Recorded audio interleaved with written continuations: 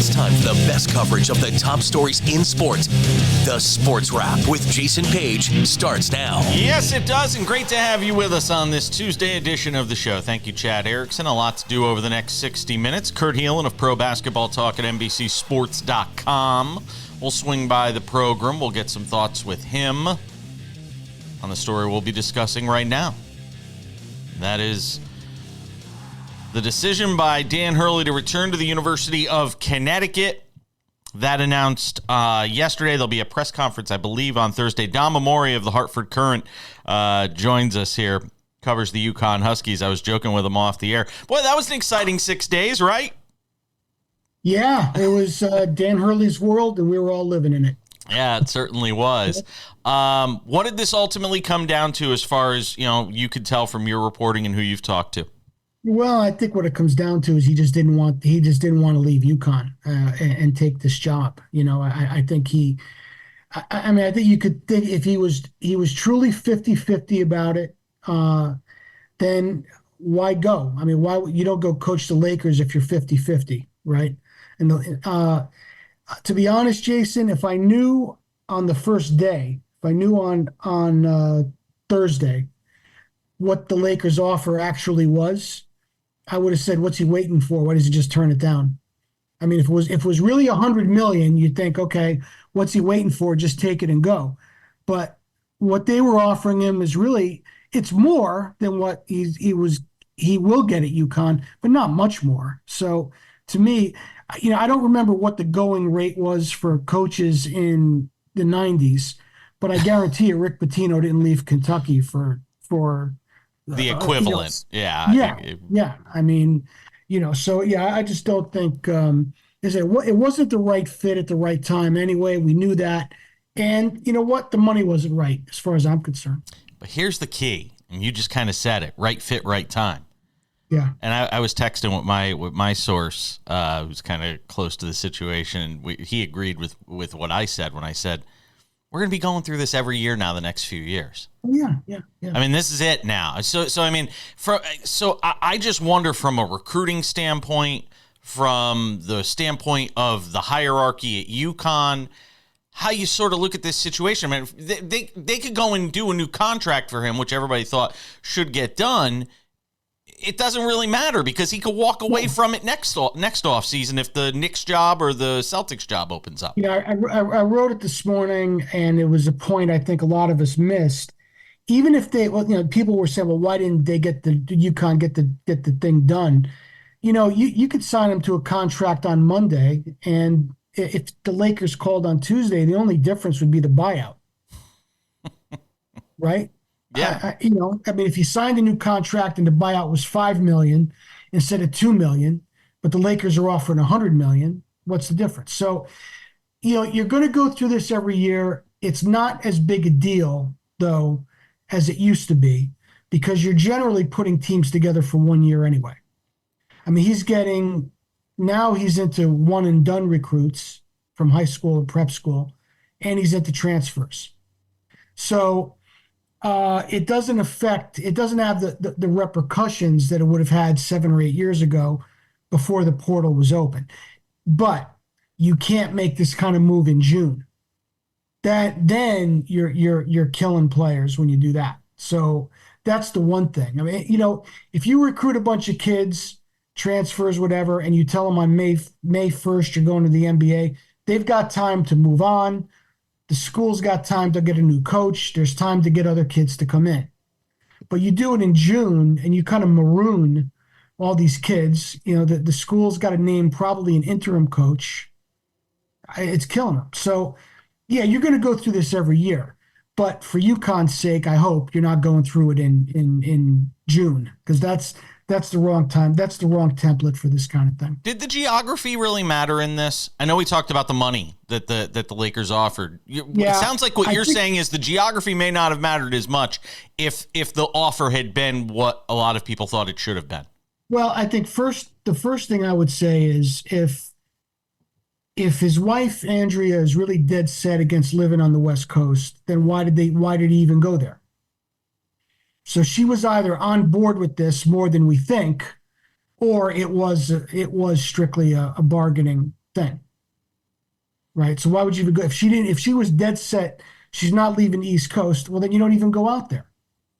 So, but I also think too, he's in his 50s now. His kids are grown up and out of school. I think the geography matters, Jason, but maybe not as much as it did 5 years ago. And I think 5 years from now, it won't matter at all because he'll be, maybe by then he'll be saying, you know what, let's have a new adventure. The kids are gone, so, unless his grandkids are on the East Coast. But does geography matter? Yes, but I don't know if it was as big a factor as we think. What do you think he says on Thursday when he gets up at this press conference following all of this? Well, he's probably going to say, like everyone does, it wasn't about the money. He's going to say Dom Amore's full of baloney. It wasn't a bargaining chip. It was about the opportunity. But more importantly, I would imagine that UConn's going to have his contract ready to sign, and he's going to sign it, and that's going to be the news on Thursday. What do you think? Otherwise, there's no point in having it. Any idea what that contract looks like? Well, it's been out there that they have $50 million for 6 years on the table. I think it'll be a little bit more than that. I think it'll be maybe closer to, closer to $10 million a year. And I think it'll be, but I think there will be some elements to it that were important to him that maybe they weren't budging on. Now, maybe some of the improvements that have been talked about for the Gamble and the XL Center, maybe that's something he wanted. Maybe it was some guarantee about NIL money being available, some guarantee about they're going to get X amount of percentage of the money so that when revenue sharing comes in, they've got the money to give out. But I think he was very he was going to sign his contract from what I understand.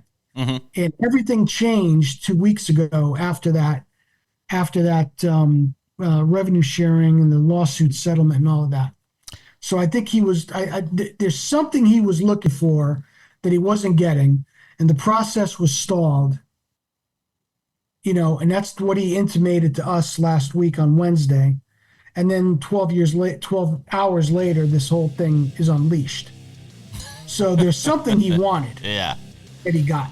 Maybe it's not salary, right? But there's something he wanted that he got by doing what he did. Dom Amore, Hartford Courant, does a terrific job. Always appreciate it, my friend. Thanks for being there for me on this story, and try and have a nice, calm rest of the summer. I'll sign up for that cigar and without my cell phone going on. We're coming back. All right, let's continue on this Tuesday edition of Sports Wrap. It's good to have you with us. Kurt Helin of Pro Basketball Talk at NBCSports.com drops by in about 10 minutes. Do a couple of basketball segments with him. NBA Finals, Lakers coaching search. Get into all of that. Got to talk about the Stanley Cup Final. Sam Yarnell is back. Hi, Sam. That's it. It's television. You can talk. It's good to be back. It's television. So the opposite, Jason. It's television, so I don't have to talk. It's television, therefore it's a medium by which my emotion was just perceived by those out there watching us. However, it's great to be back with you, as it always is. Yeah. How about the Stanley Cup Final? I mean, Florida Panthers.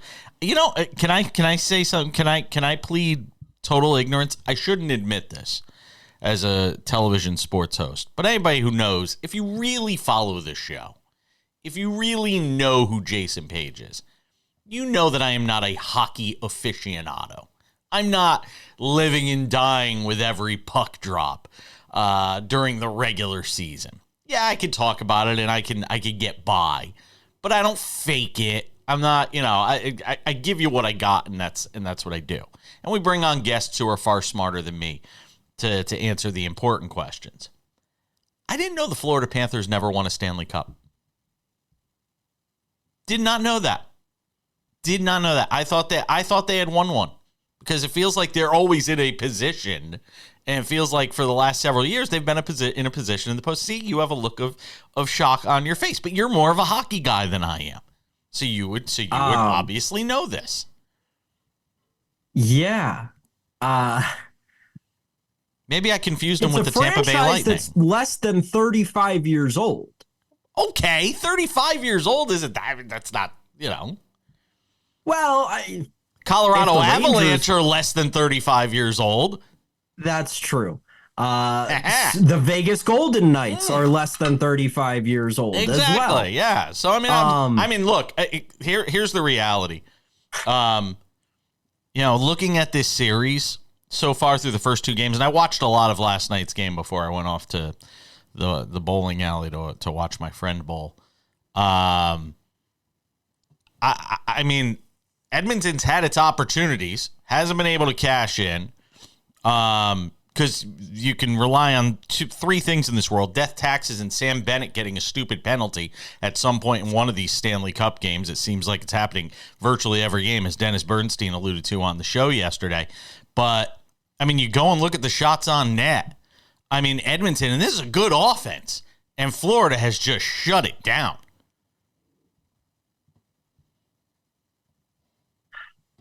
This has been a tough series for Edmonton, Jason. Yeah.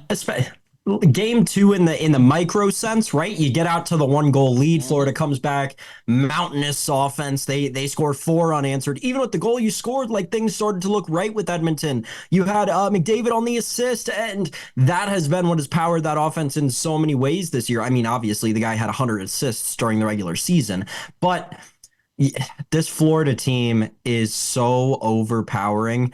And Kenny Albert told it to us last week, Jason. This Florida offense is something special. I mean, they get 2 goals from Evan Rodriguez, former Sabre. But 95% of you out there watching had no idea who Evan Rodriguez was coming into last night's game. And he has a multi-goal game in the playoffs. That's just the depth of this Florida offense, Jason. And it's why they've had the success that they had against Edmonton so far. I mean, go back to game 1 when Edmonton outshot Florida by the exact numbers out of my head right now. I want to say it was 19, 20 shots. Like it was the inverse of a classic Edmonton game, and Florida shut them out 3-0. If you're Edmonton, yes, you haven't lost a game at home yet, and that's good, but you're staring down the barrel of back-to-back 3-goal losses, one of which was a shutout and one of which the other team scored 4 unanswered. It's almost panic button time in Edmonton right now, Jason. What did you make of the 2 hits on Barkov in this game? Got some upper body injuries now. Illegal check from Draisaitl. Was one of them the play where Fogle got the kneeing game miscon? So that was on Louis Starinen. Okay. I just couldn't. That's something else in this game. There were a ton of penalties in the first and third period, but they really let the guys play it out in the middle period. Didn't make a lot of sense for me from an officiating standpoint, but regardless, it's hard to say in hockey that the refs have been too involved, because it feels like in the landscape with referees that you and I talk about so often, hockey referees are the best at their job, seemingly. But it does seem like there's been an unusual amount of penalties called. And we know that coming into this series, right, both of these teams known for drawing penalties, and obviously the Florida power play and penalty kill for that matter, but more specifically for this conversation, the Florida power play outstanding. And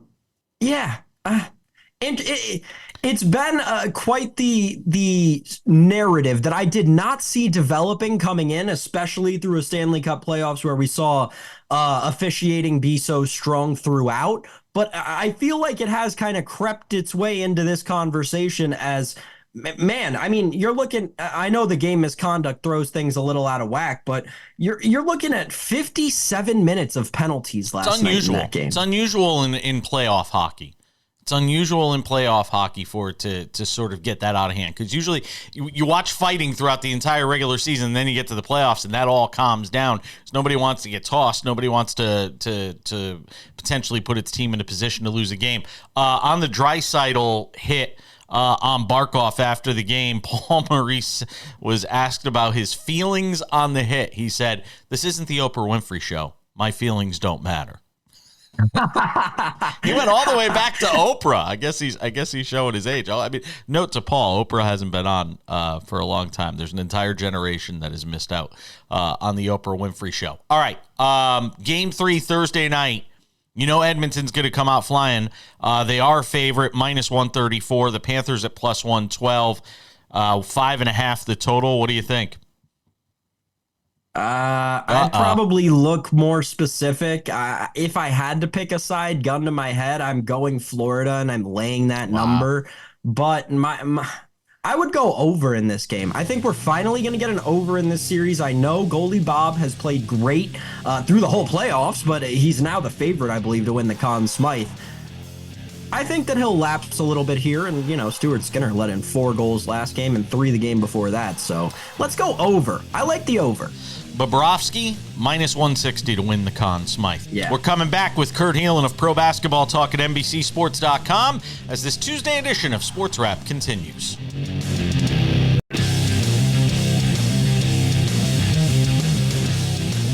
All right, let's talk some NBA beyond the Dan Hurley story, which we will touch on with our next guest, Kurt Helin of Pro Basketball Talk.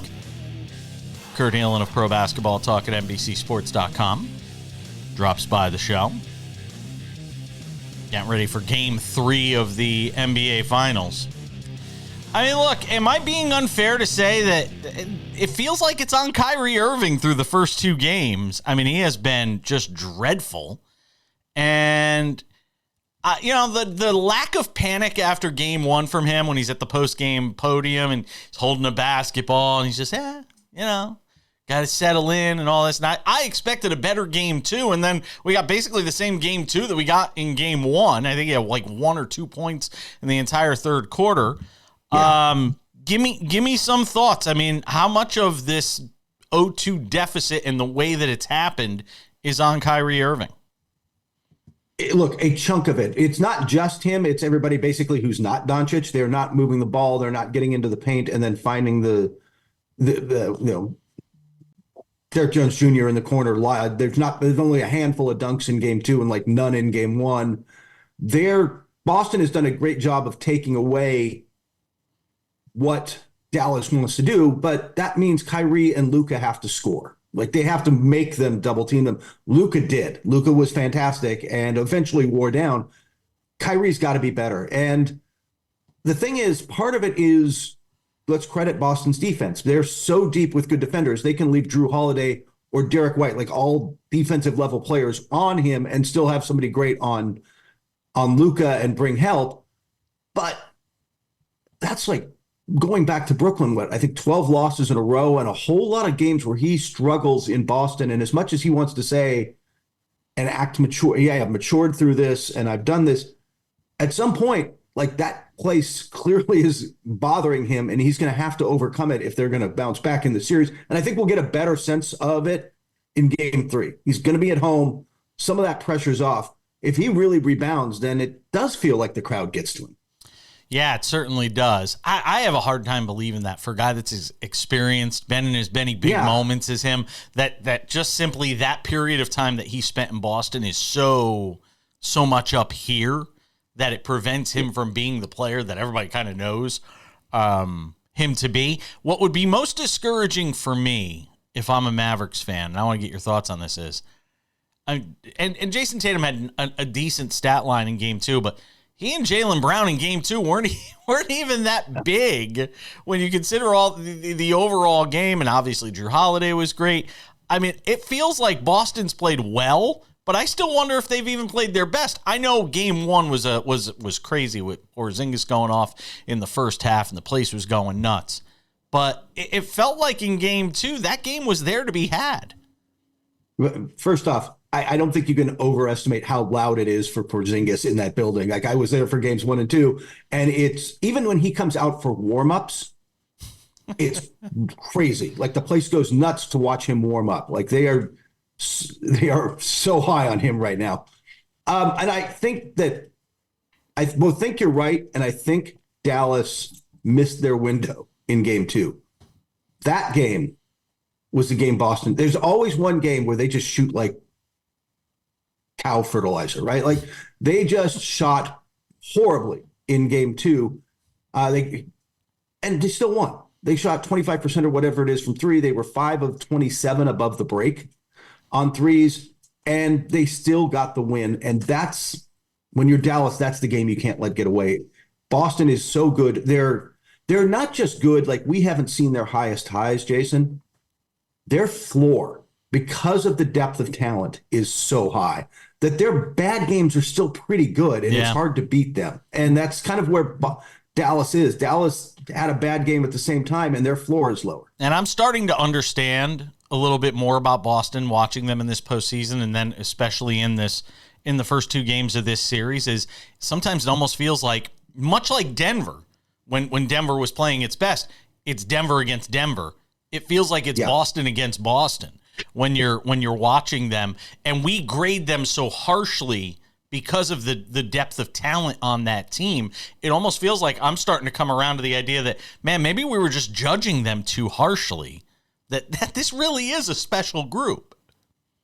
It absolutely is. I mean, they won 64 games. They've been the best team in the NBA all season. And I was one of those people, like, they weren't tested in the playoffs coming here the way Dallas was getting out of the West. But that doesn't mean that they didn't have it in them. They just hadn't been tested. And now they have been. Now they are on the biggest stage. And I think you mentioned with Jason Tatum, he's had 2 rough shooting games in a row, but he leads the team in rebounds. He leads the team in assists. He leads if you count points created off assists plus scoring, he leads the team. He is still making plays. He's still defending. Even when he's having these off games, he's still really got his fingerprints all over the game. Mm-hmm. And that's kind of how Boston is. Their floor is just so high that even when, hey, they're not that good, they're not really playing their best, you've still got to have a good game to beat them. Kurt, make the argument for Dallas to be able to rally in this series. I can't see them winning 4 out of the next 5 in this series. If they did, it would be the collapse of collapses by the Celtics. And they're going to need some help from the Celtics, especially when you consider this Mavericks team has not shot free throws well in this series, and they turn the ball over too much. The argument is Luka keeps playing like Luka, but Kyrie comes around, starts playing like Kyrie Irving, starts scoring at a level, and then that draws in. That gets Boston's defense scrambling a little more, and suddenly, Derek Jones Jr. is hitting shots. Kleber's just not right. Like I don't think he's gonna impact the series, but you can get Lively going. I thought Gafford had moments. Like you get the role guys going again, but you're right, they need help. That help might be there. We're gonna find out through the practices on Wednesday and the practices on Tuesday and going into Wednesday's game. Does the rotation change? Does the rotation change at all for Jason Kidd? I don't think he's there yet, although they might have to find a way not to have. I know he wants Kleba out there for the spacing, but to pull the bigs out from the paint, but he's just not a threat right now. He's just not right. He's just not got a rhythm back. And unless he can find it, he's not helping them. I mean, he defends okay, but I would rather have Gafford or Lively. It's just not working. I think their hope is Porzingis isn't quite himself and that they can start going at him, or you've got to play more Horford because the spacing isn't the same on offense and the rim protection isn't the same on defense without Porzingis. So I think that's the help, but we'll find out if that cap thing was anything or nothing over the next 48 hours. Yeah, because I could argue Porzingis wasn't even that big a factor in Game 2, especially as compared to Game 1, and they were still able to win. We're going to hang on to Kurt Helin for one more segment. I want to ask him about what happens next for the Lakers in their coaching search after Dan Hurley decides to stay at UConn. That and a whole bunch more next.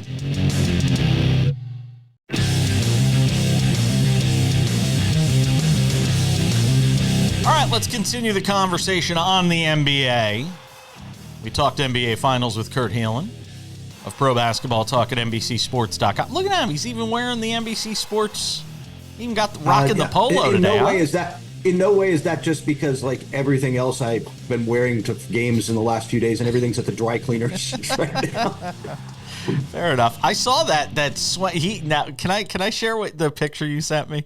I'm not going to share it on screen. But the picture, yeah. He said, so was that a pregame spread of lobster? The pregame meal in Boston for Game 2 was whole live lobsters served by a guy in a fisherman's outfit. It was fantastic. Plus like stuffed quahogs and all this very Boston-y food. Yeah. I'm telling you, man, you guys live the good life. You gotta enjoy it when you get it. Cause I know the grind of I'm going to let you in. I didn't even have it. I'm like sitting there in my suit, like, I can't eat lobster in this, and it's going to come out poorly. They didn't have the big bib that you could put on or anything like that. I'm surprised. They did have bibs, and I couldn't. Yeah, I just didn't. Nah, didn't go for it. What are the Lakers going to do? I mean, how do they try to spin this into a positive in any way, shape, or form when Dan Hurley says, I'm not going to coach your team? And a lot of people are saying it's simply because they didn't offer him the amount of money they should have. I will start there. I don't think it's a low ball offer. $11.7 million a year, 6th or 7th highest paid coach in the league, doubling the money he was making currently at that's not low ball, but it's also not a true Godfather offer. It is not, I can't say no to it money. It is, as somebody who texted me said later, what if this was Ballmer and he wanted him? That offer would have been, you couldn't have said no to it, right? You would have given him the arena. Yeah. Like if that was not, I can't say no money. That was, which is like how Detroit got Monty Williams. They just eventually, Tom Gores kept offering more and more until he couldn't say no, even though he didn't necessarily really want the job, or at least it seemed that way. It also just speaks to where this Laker job is right now, which is it is the most prestigious job in, frankly, basketball, right? Like you are the head coach of the biggest brand. You get to coach LeBron James. There are all sorts of perks that come with this. That said, this is a team they have finished above 7th in the West once in the last 12 years, the year they won the championship. And by the way, if you're the coach who wins them the championship like Frank Vogel, you're fired 2 years later. No coach has lasted more than 3 years since Phil Jackson. They're cycling through coaches, they're cycling through identities. And if you're looking at this from the outside, if you're Dan Hurley and like, hey, I've got very stable situation and I can pick and choose my spots. And you look at this and go, I got to coach LeBron for probably 2 years, right? 1 or 2 until he decides to retire. And then it's Anthony Davis and a shifting culture. And they're saying they want to develop and build up young players, but that's never been the Lakers system. I mean, they've never been a true development program. Right. I just don't, it's not the job. Like it's not you can't say no to a job anymore. Ty Lue did, Monty Williams did, now Dan Hurley did. And they're going to have to make it that by through management. Well, okay. Where are they going? I mean, is it now is it Redick? Is it Borrego? Because we know that Anthony Davis wants Borrego. Like what, where are they going? I don't know. I don't think they can get him. I'll tell you who I'd call. The first call I'd make is Jay Wright. I don't know that he wants back in coaching, but I'd throw the Dan Hurley money at Jay Wright, former Villanova coach, and see if he wants it. If he doesn't, and he probably doesn't, I don't know that he wants back in the game. They're in a race for Borrego. He is also interviewing this week with Cleveland, who could use an offensive genius. You know, they've got their own questions about what happens with Donovan Mitchell, but if the Lakers really want him as the experienced coach and not Redick, they've got to move fast. I got a feeling, though, I'll tell you this. Internally, there were people who thought it was going to be Redick, but pre-Hurley. Like there was a loud enough buzz that there were people in the building who thought that's what was going to happen. I'm not asking you to crush another reporter, but was Shams actually right on this all along? Because a lot of people were going after him when Woj came out and dropped the Hurley thing. Everybody was going after Shams and saying, "My God, you really screwed this up." Might Shams wind up actually being right with his initial reporting on this? I don't. They are both very well connected, and the rivalry there is getting to the point where agents and organizations can play them off each other. And I'm not saying that's what happened here. I'm not that far inside with this particular situation where I know who did what, but the Laker front office is factionalized to a degree. And so the idea that different people are talking to different people absolutely could happen. It's just kind of crazy that we're talking about the Lakers having to compete with the Cleveland Cavaliers Yep. for a head coach. I mean, Yep. Yeah, it speaks to where they are as an organization and what they've got to change. Ultimately, on Jeannie Buss and the top of this organization, they have got to build something more sustainable. You can augment it with getting your superstars, but you have got to build something sustainable, especially as a family-owned business in a league where that's not going to be easy to pull off as the salary cap keeps going up. I only got 30 seconds. Is Jeff Van Gundy playing into any of this? Or is he just kind of has the ship sailed? I don't know that he wants back in. I'm not sure that he wants back in that situation, but he's been all over the finals. He is a Boston Celtics consultant. He's been looking really comfortable and happy the last couple of games when I've seen him. I just wonder if he still wants to coach, or if anybody's even talking to him. I don't know. He's a little. That's an old school coach. I don't know if how that flies with your current stars. Well, Kurt Helin, I guess we'll see how it all plays out. We'll talk to you next week. We'll see if this series is still going at that point. Kurt Helin, Pro Basketball Talk. Always appreciate it, my man. Take care. We're coming back. More Sports Wrap on a Tuesday.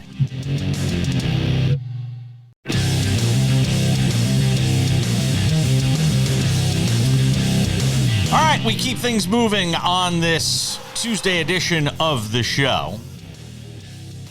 Something to consider, Sammy Arnell. Before I get to that, real quick detour.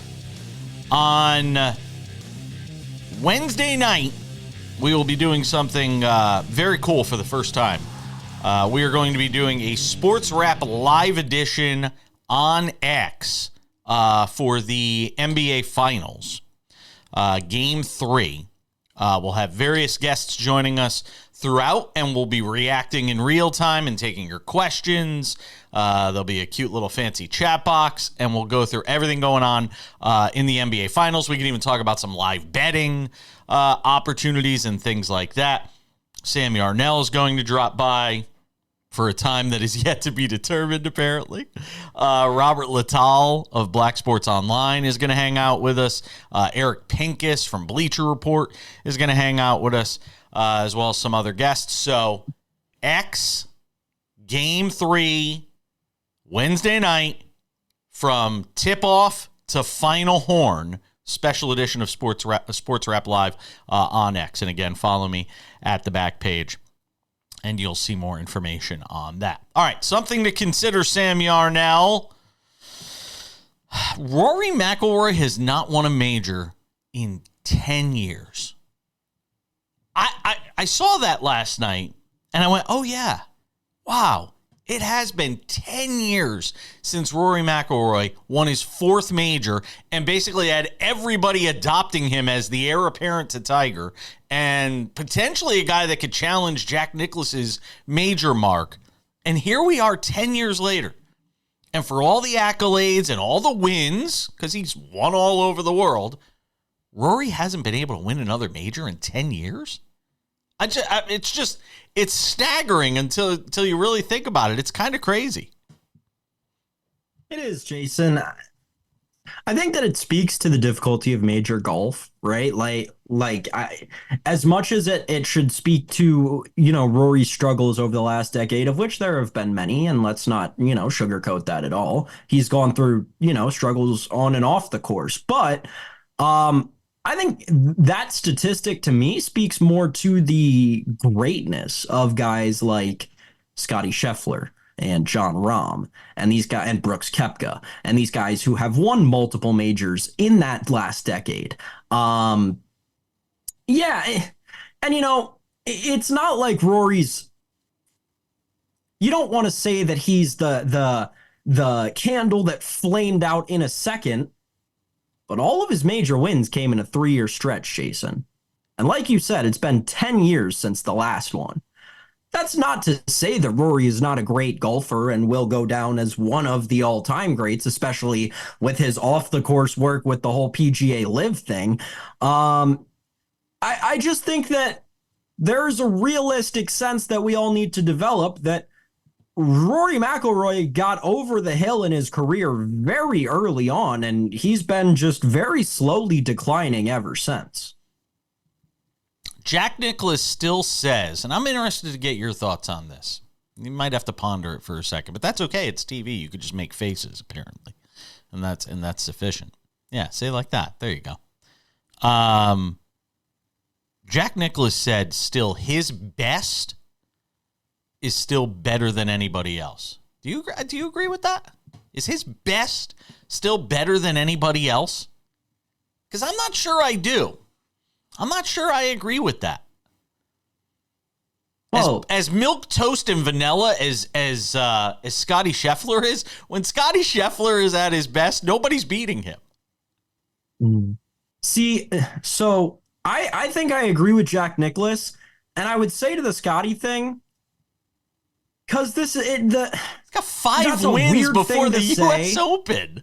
It's a weird thing to say because you're predicating it on at their best. The entire sport of golf is centered around dealing with not your best. Sure.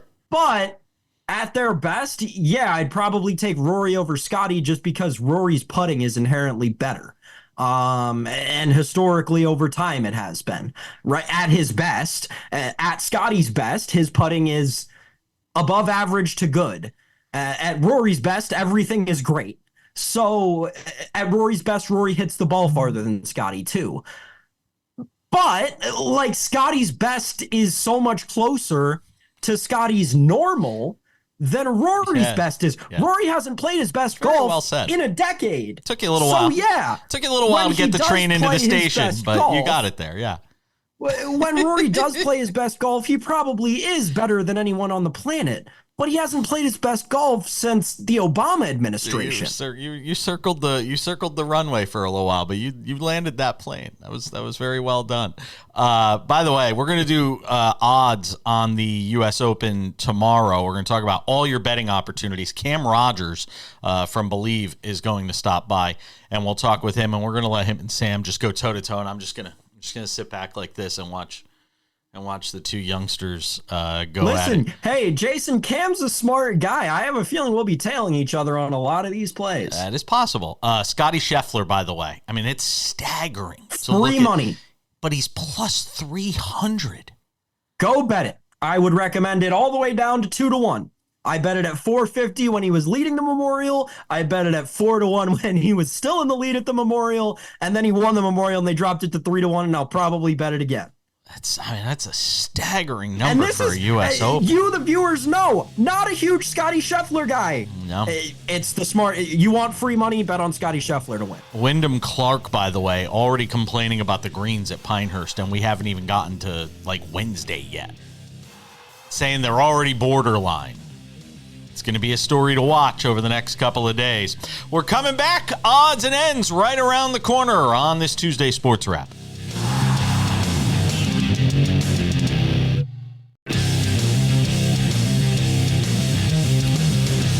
Just about time to put the wraps on this baby for a Tuesday. Don't forget, Wednesday night, our NBA Finals Game 3 Sports Wrap Live Spectacular on X. From tip-off till the final horn. We'll have all sorts of guests. It's going to be fun. It's going to be interactive. It's going to be different than what we typically do during the show, which is obviously only a 1-hour daily show and 30 minutes on the weekends. We're going to have a lot of fun on Wednesday night. Hope you join us over on X. Follow me there at the back page, and we'll have more information as we get closer to that show on Wednesday night. All right, without any further delay, time for some odds and ends. Odds and ends, Sam Yarnell. The bloom is off the rose in Indiana. Christy Sides, the head coach of the Fever, benched the entire starting lineup late in a loss to the Connecticut Sun on Monday night at Mohegan Sun Arena in Connecticut. She said, you can't coach effort. And Caitlin Clark kind of trumpeted that in the postgame when they asked her, hey, what was it like to be benched? Just thinking about this for a second, and I want to get to the USA Olympics sort of development, I guess, of the day when it comes to her not making the Olympic team. It was kind of interesting to see. It's kind of interesting to me to see how Caitlin Clark, who has probably been a winner her entire life. I think of like a Bryce Young. He's probably been a winner his entire life, has never been on losing teams. Probably from the time he was in Pee-wees to the time he obviously played in college. He doesn't know what losing on this prolific level is. And I can't imagine what that's like for somebody like a Caitlin Clark or a Bryce Young to just go through this experience. I mean, the Indiana Fever are 3-10. They're not sniffing the postseason, which a lot of people thought they'd be a postseason team. By the way, part of that's on Aaliyah Boston, who has not adjusted well to the arrival of Caitlin Clark so far. But I can't fathom what that's like. I got to talk to one of the athletes that we have on the show, former athletes, and ask what it's like to go from being a winner your whole life to getting to the professional level and your teams just suck. I'd just like to take a quick note to mention that same coach that benched their starting lineup last night in that Indiana Fever game and made that stupid quote about can't coach effort, blah, blah, blah, blah, blah. Yeah, that's the same coach that said Caitlin Clark should start taking more long twos. So that should tell you enough about what to trust about her basketball knowledge, telling a professional basketball player to take the least efficient shot in the game more often. Did she really say that? Yeah, she said it before the season. It was ridiculous. It's an absolute abomination to the sport of basketball. That coach should have been fired 10 games into the season. I'm surprised she's lasted to 3-10 instead of being canned at 1-9. Now to the Caitlin Clark. Oh, on the Aaliyah Boston note, good game for her in this. She had a double-double, a lot of garbage time rebounds, but hey, 14-12, no one's going to complain about that, especially when you're having the letdown season that Aaliyah Boston is having in Indiana. And you're exactly right. You hit the nail on the head, Jason. She has not adjusted well to the Caitlin Clark addition, and frankly, that team hasn't. Caitlin Clark took 8 shots last night. They're not getting her the open looks that she needs. She had 2 assists last night. They're not getting open around her when she's drawing that extra defender. And on top of all of that, Caitlin Clark had 0 rebounds last night. If that doesn't tell you enough about what the Indiana Fever are doing wrong just in one player's stat line, I don't know what to say, man. It's very clearly a coaching issue. This team is not run well, and they're tripping over themselves. Real quick, Olympic Selection Committee Chair Jen Rizzotti, former UConn Husky, has said that basically the lack of experience, which is what a lot of people had theorized, is why Caitlin Clark isn't on the Olympic team. Just wanted to make sure we got that story out there. Can I just say, what a load of hokum that is? I mean, come on. Seriously? Experience is what you're going to cite. When this woman has grown this game that you're playing in the Olympics more than any other player at that Olympics. Yeah, I know Diana Taurasi's going to be there. Nope, don't care. Caitlin Clark has already grown the game more than Diana Taurasi ever had in her career. And that's not a knock on Diana. She's a Hall of Famer. But Caitlin Clark is just that much better. I don't care about experience. I don't care if Caitlin Clark is getting 5 minutes of garbage time a game. She deserves to be on that team for what she's done to the sport. She deserves to be in those Olympic Games. We don't have nearly enough time to debate this, but we will revisit this topic. Mike Tomlin gets a contract extension. GOAT status, man. I mean, GOAT status in Pittsburgh. That dude can do no wrong. All the playoff appearances, despite the turnover, despite not having, superior rosters to a lot of the teams that are making the playoffs year in and year out. All the accolades in the world I could throw at Mike Tomlin, who I think gets crapped on by fans in Pittsburgh far too much. Fans who are short-sighted and don't realize what he's competing against around the league in terms of the talent level that the Steelers have had compared to other teams. Congrats, Mike Tomlin. You deserve it. Let's just take this second to remind everybody that there have been 3 head coaches of the Pittsburgh Steelers since the year 1969. That will continue for 3 more seasons. That's incredible. Not saying that I agree with the move because Mike Tomlin is 9-8 or 8-9 every year, but it's pretty cool that they've only had 3 coaches in like 60 years. It really is. Well, it really is pretty wild when you think about it. Going to wrap it up for us. Thanks to Dom Amore, Kurt Helin. Thanks to you, Sam Yarnell. We'll see you back here on Wednesday. That does it for us. Sports Wrap is a wrap. We'll see you back here on Wednesday.